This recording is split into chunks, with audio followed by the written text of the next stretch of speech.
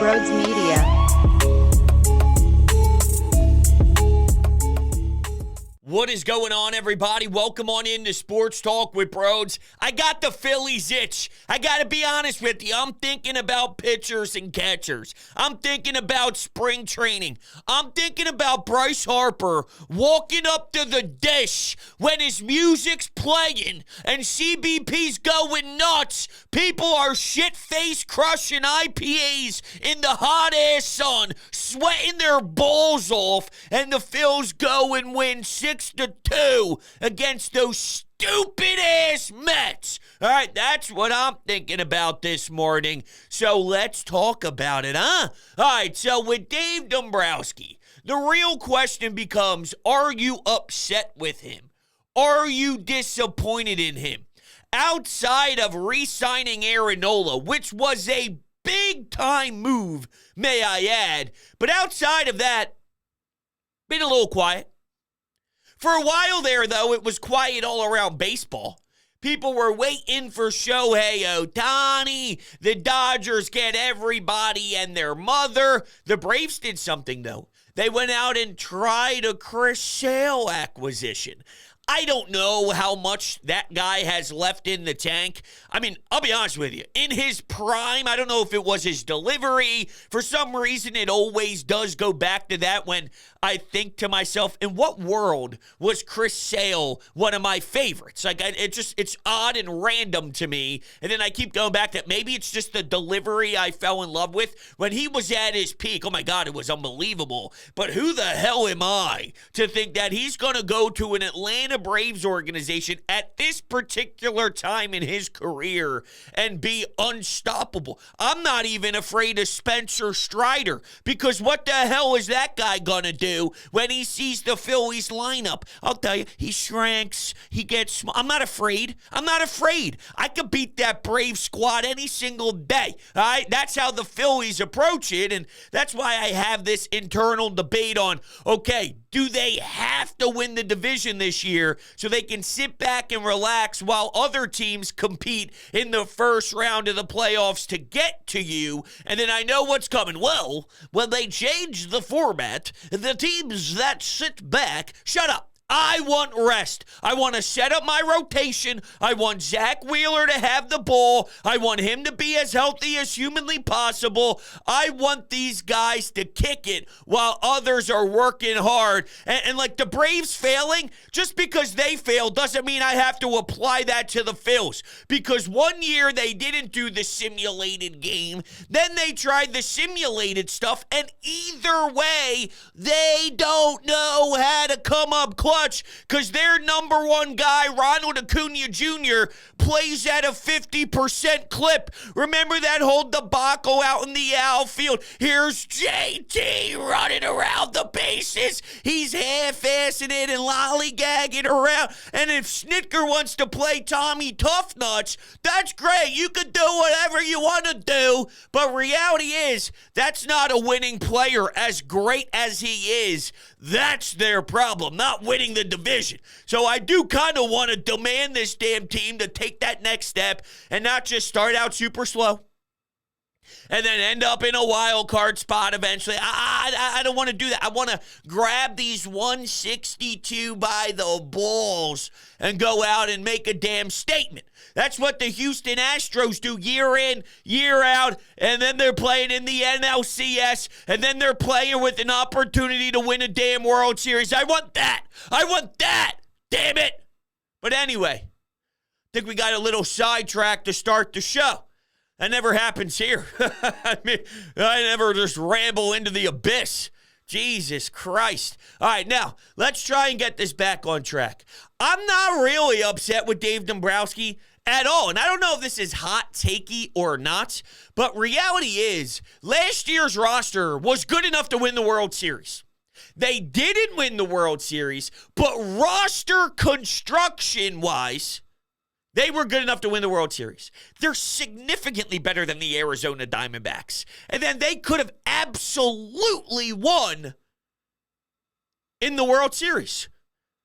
What unfortunately ended up happening was you had Nick Castellanos fall back into let's swing it slider 7 feet off the plate. Now, I'm not looking forward to that version of Nick Castellanos again, but are we going to get the super slow Trey Turner to start the year, or does he feel more comfortable? An entire season under his belt, the standing ovation, the support he was seriously engaged with, because we love you, dude, and you're going to be here for a long time. We know you kick ass. We know you're a fantastic shortstop. Let's go. We got you. We got your back. Now you can enter the season with a deep breath. All right, you've already been here for one whole year. We got you. We got you. We know that there's like this love fest going on between the fan base and you. Then he just starts off ridiculously good in the beginning of the season, and we don't have to deal with that drama of, oh my God, what did they get themselves into? Holy crap, he's signed till 2078. You know what I'm saying? So, I thought the roster was really, really good. Doesn't mean it was perfect, right? I know we can get angry about Rojas, and then Craig Kimbrell ended up hitting a wall, but don't lose sight of what he did earlier in the season when Jose Alvarado's down and there's a lot of bullpen guys unavailable. He held the fort down, and truth be told, right, it was a rougher start. So for him to settle down and sort of solidify some sort of legitimacy to that pen when guys were injured, that was huge. And it does play a role, I think, in maybe the wall that was hit as a veteran guy with a lot of innings on his plate throughout his entire career and last season in particular.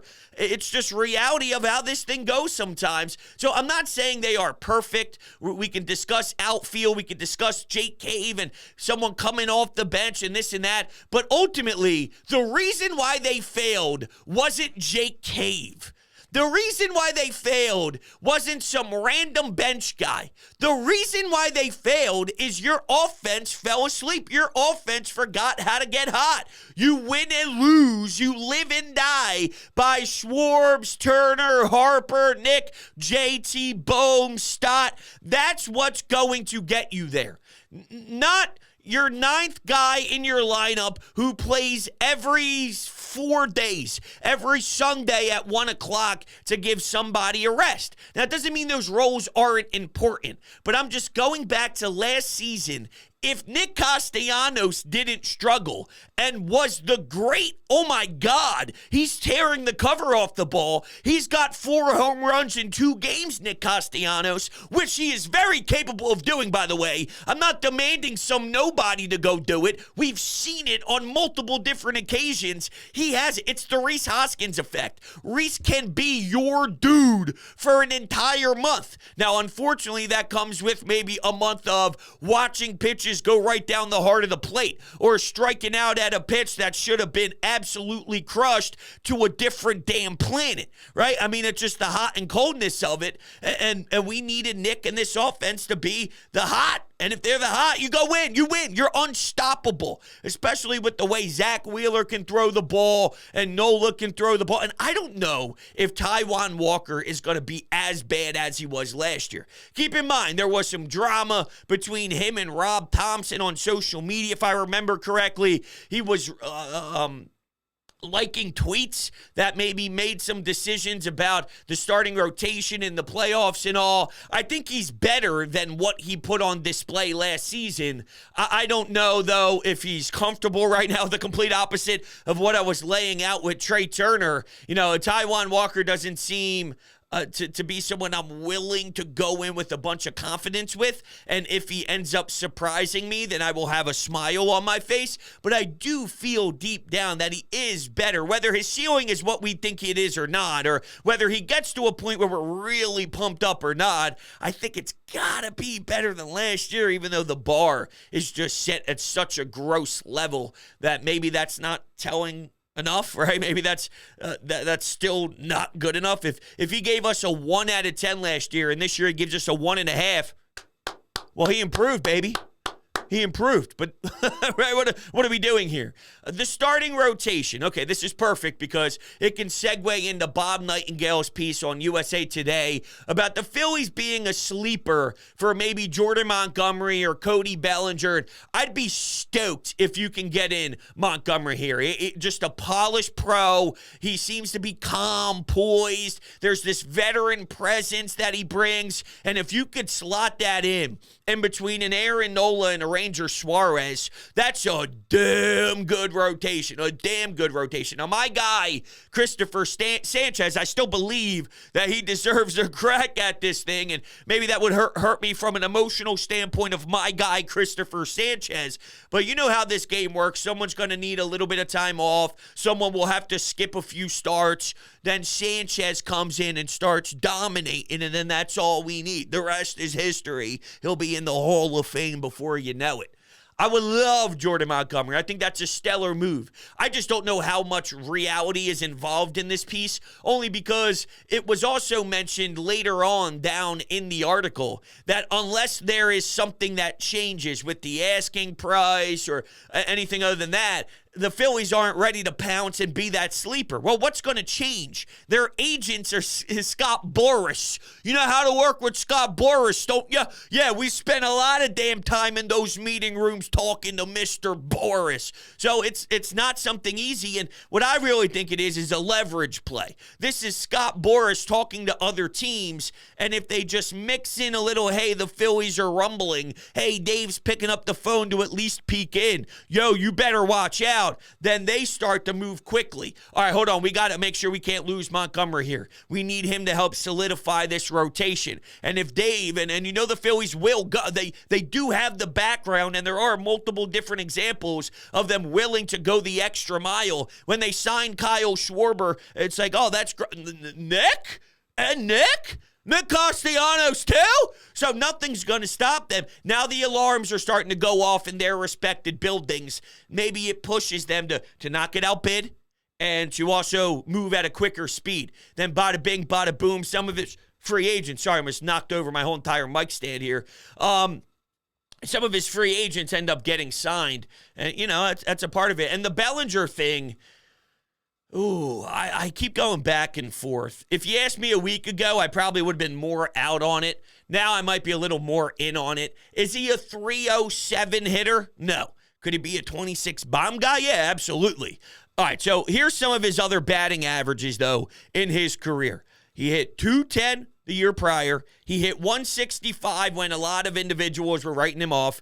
And then it was more along the lines of 260, 267. There was a 240 or so in there.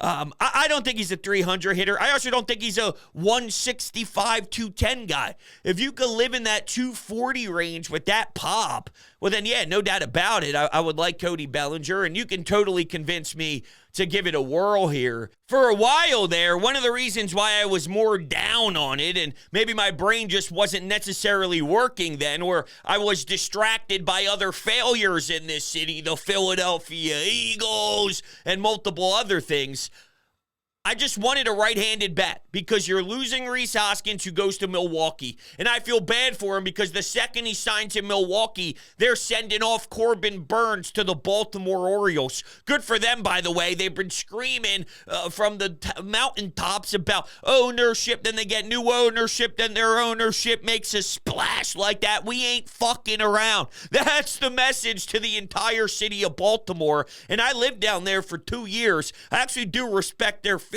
base. Nice little, cute little fan base. That's the way I describe it.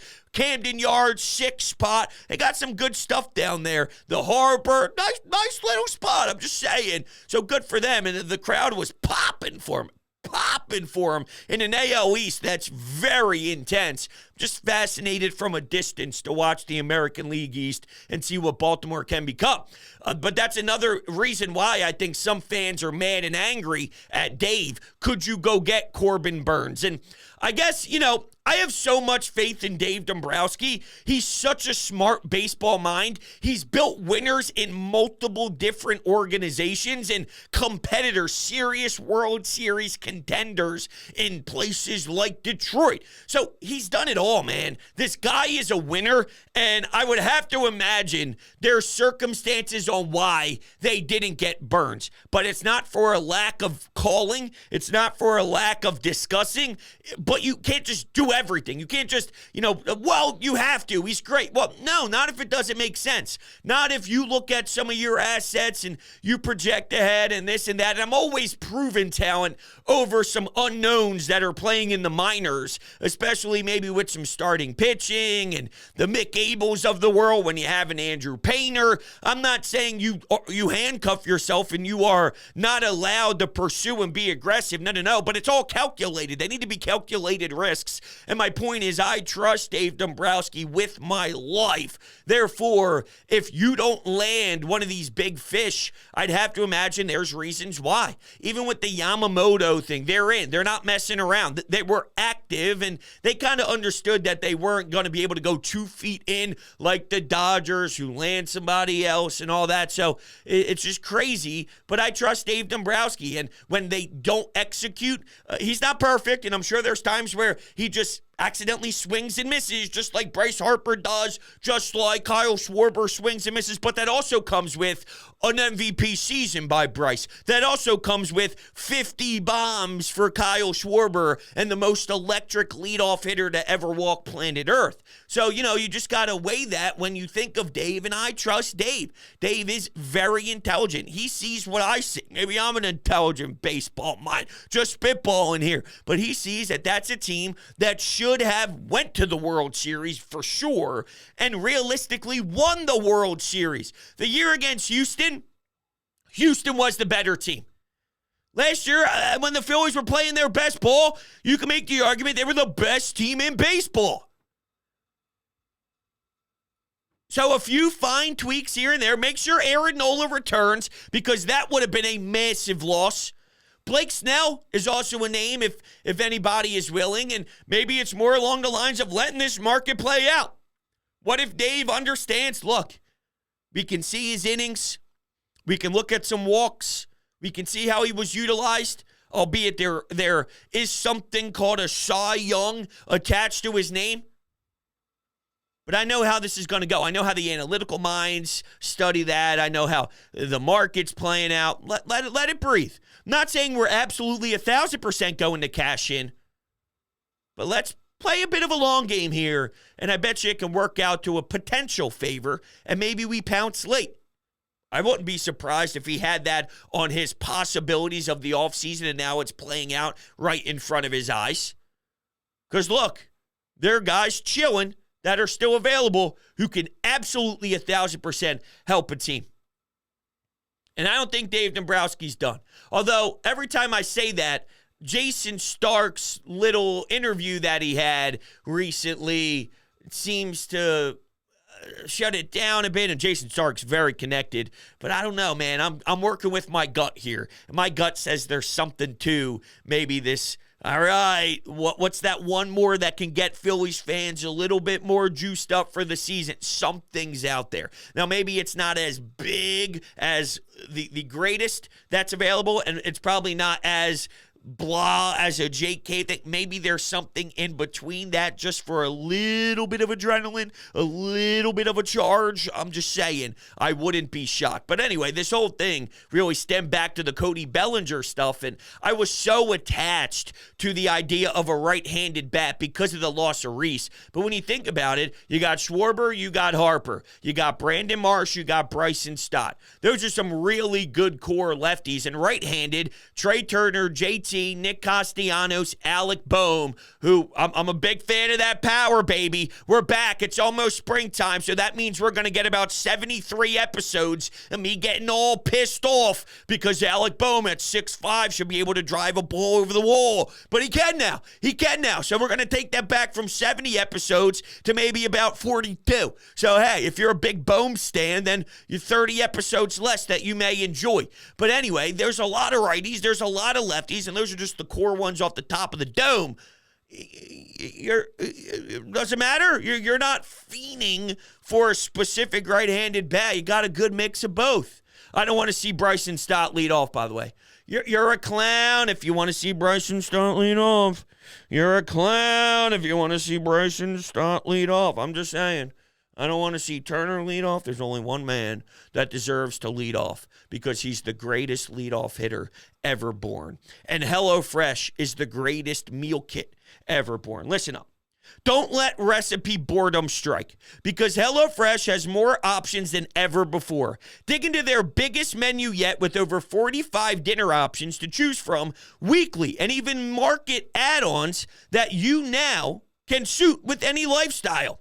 Now, they say breakfast is the most important meal of the day, and HelloFresh agrees. In fact, they are giving all subscribers free breakfast for life. Listen to me. That means you'll enjoy a totally free breakfast item with every single HelloFresh delivery. Now, that's worth waking up early for.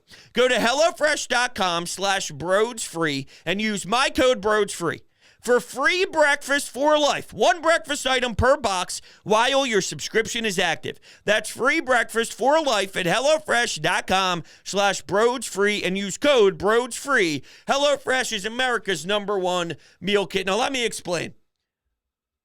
My wife and I, we got into the whole dinner thing for a while, and then it got stale. It got bored. We were eating the same thing every single damn week. And then I said, yo, babe, let's try something different. Let's go to HelloFresh so we can see if this experience changes our lives. Yo, newsflash, it did. And it was the greatest thing we've ever done in our lives. Like it was out of our normal. We never really did anything like this, but we decided, what the hell, let's give it a shot. We'll see how it impacts us. I could never imagine doing anything different. I just couldn't imagine doing anything else in my entire life. And you need to experience this with me. I'm telling you, give it a shot and say, let's just see what it's like. Let's just see how it goes.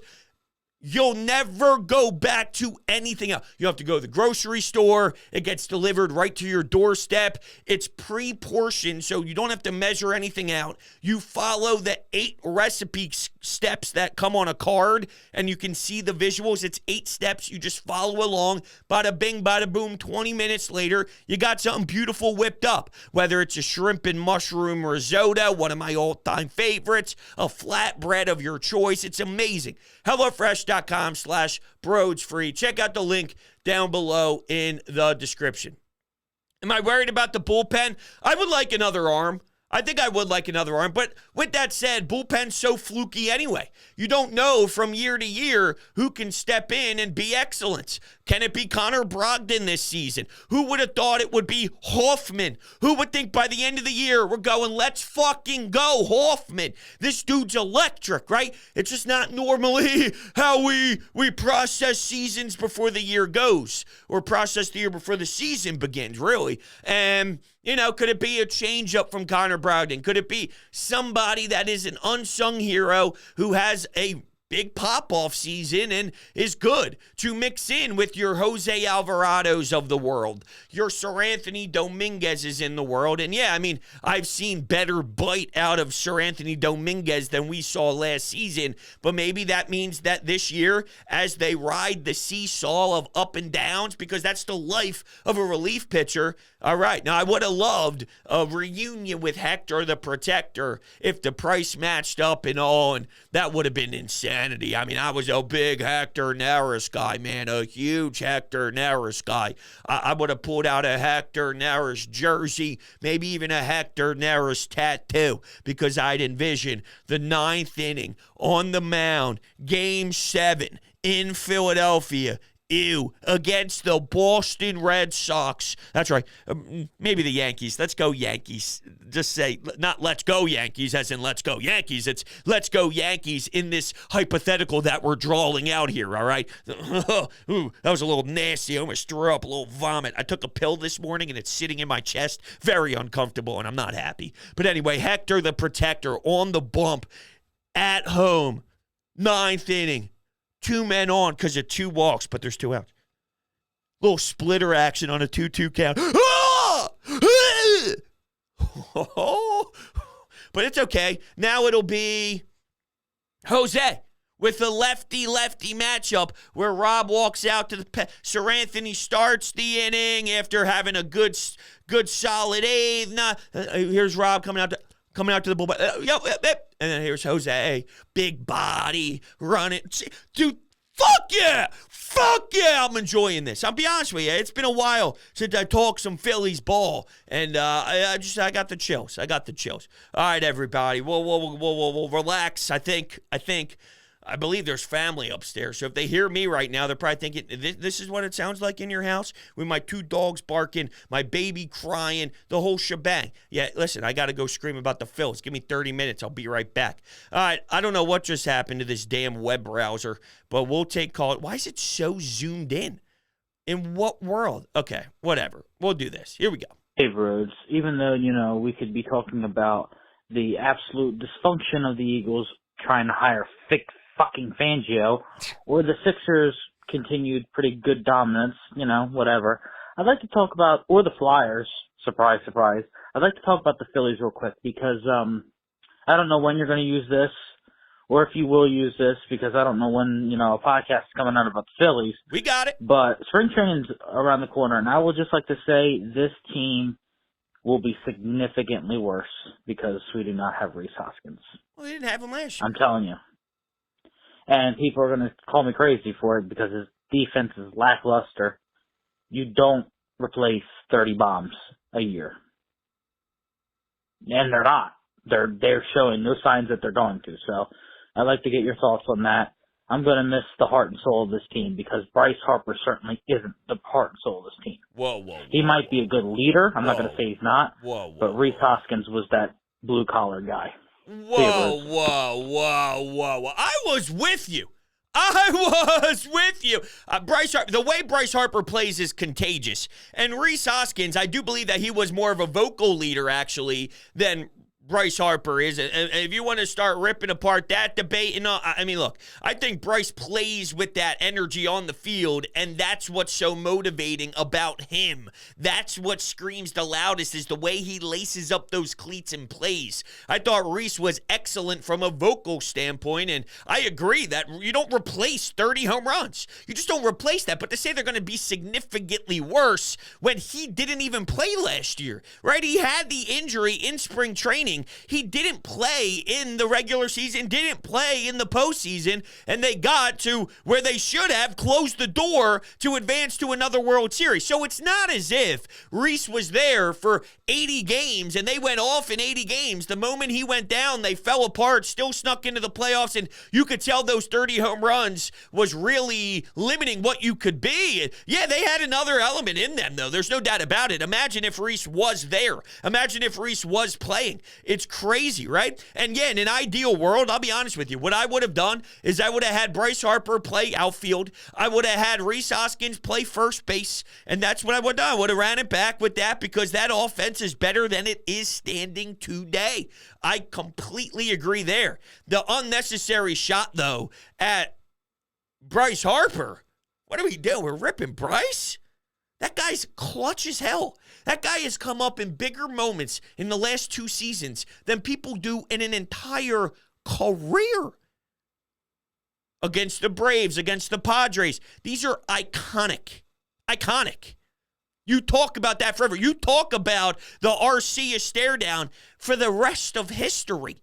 I'll be 92. And I'll have my grandkid. Brooklyn's going to have kids. Their kids might even have kids at this point. And I'll say, listen, come around here. Let's come around the campfire, right? As I have my, I don't know, maybe I got a nice little blunt roll next to me. Just spit on the white grape game. You know what I'm saying? And one of these. That's me rolling the blunt, licking the blunt. All right, anyway. Maybe that's what I'm doing at 90-something years old. God bless I make it there. And I'll say, let me tell you something about Bryce Harper. One of the greatest Philadelphia athletes ever to exist. And Arcia was saying shit one day, and Bryce said, yo, motherfucker, watch what I can do. And my man hit a big-ass bomb, and he's staring down. And then my man staring down. Then my man staring down. Just staring your ass down nonstop. They don't make them like that anymore. That's what I'd say. Because who knows what the athletes would be like then. I didn't like the unnecessary shot at Bryce Harper. What's next?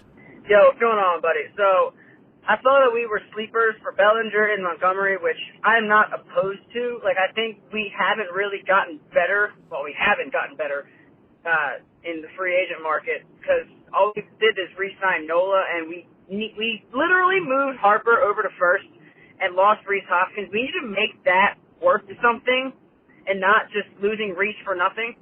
I agree. Sign Bellinger in the outfield for a 2-year deal. Give him an opt-out after the first year in case that last year was a fluke.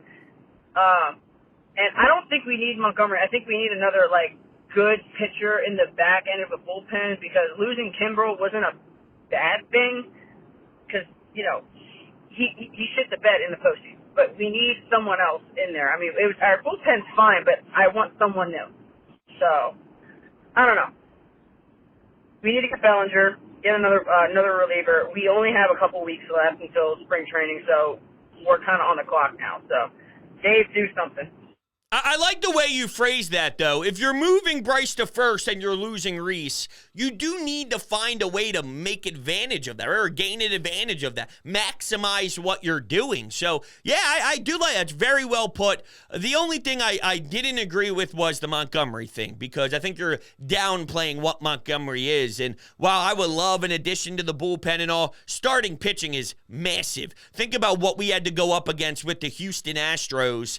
And that was insanity, right? That's insanity. You got no hit. You have Justin Verlander, Javier. That's going to drive me nuts. And there were other things, too. McCormick's catch at the wall, JT Realmuto. The whole thing's going to be a nightmare for me forever. I'll be 92 years old. Well, I'll be licking that blunt. I'll have the grandkids all around, and I'll be thinking about McCormick. That's the other side of the story, too. I'll share the greatness, but I'll share the heartbreak and say, oh, JT, oh, McCormick, oh, it happened, oh, Craig Kimbrel. The list goes on and on, unfortunately, for the sour stuff. But, yeah, Montgomery, you had a starting pitcher in there, and you roll out Wheeler, Nola, Montgomery with Ranger waiting in the wings. Dude, that is unbelievable, and I think that outweighs a bullpen arm. Not to downplay the bullpen arm. I'm taking a starter over a bullpen arm, though, especially the caliber of Montgomery. I don't think the moment gets too big for him. I don't think the area, the big market, the high expectations get to him. He's the grab the ball, go. He has that similar vibe to me. While Zach's in a different tier, Wheeler, Montgomery fits closer to that mold of that energy that Zach Wheeler gives off. Because Zach Wheeler's sort of old school. He's in that old school vibe with today's game, and Montgomery sort of has that as he's hitting his 30s. But I like the way you traditionally kind of set up your Cody Bellinger point. We will take one more. Man, baseball is already here. Wow, that time just flies by. That is scary. I'm just gonna say that right there. It's very scary. But in terms of, I guess, what Dave Dombrowski has done this offseason, I wouldn't say I'm disappointed. I would say just a little bit underwhelmed just because there hasn't been that big move because the team has been making big moves every single offseason basically since Harper signed here. And when you find, like I said, an offseason, when you really don't make that big splash, I guess it could seem a little underwhelming.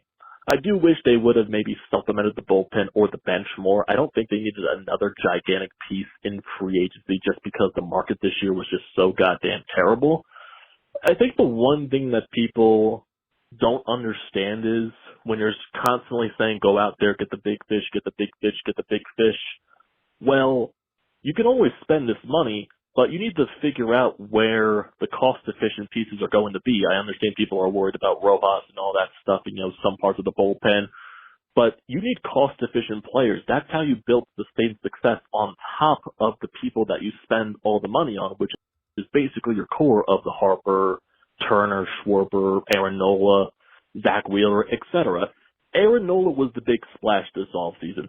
That was going to be their big move. That was basically what it was going to be, and then whatever depth they were going to add. That's a good point. No, that's a good point. You're right. Aaron Nola's a big fish. Aaron Nola was the best pitcher available in free agency this season. So if the name wasn't Aaron Nola and his name was John Smith and you signed him and you lost Nola, you'd be excited because he was the top available free agent. Sorry, I just hit a huge brain fart there. But yeah, that was a big move, and you brought in a lot of big names every single year. Some off seasons, it was 2 guys, and then it's Trey Turner. So you're doing that every single year. At some point, it stops, and I agree, you want to filter in the stock, the boom, some of your internal pieces, and then it could be that good balance between the two. I'm not as worried of some of the contracts and some of the money in this sport as I am with others, with salary caps and all. But yeah, I do think that's a good way to kind of do this is you're bringing in a Painter, you're bringing in a Bohm, you're bringing in a Stott. You need to have that while going out and throwing money around to the big dogs, and that's how you can kind of let this thing continue, because eventually Bryce will be 36, will be 37. You're still paying a good amount of change to him, and then you can start having some young bucks and then some averaged season bucks, meaning they're 6 years in instead of being in year 2 or year 3. There's some more established in his game, and, you know, the whole shebang. I don't have to sell you on all that. But, yeah, I think that's some good points there. So, all right, everybody, we're going to wrap things up here. I really appreciate your time, your support. I love you to death. You know that. And I will see you all on the next one.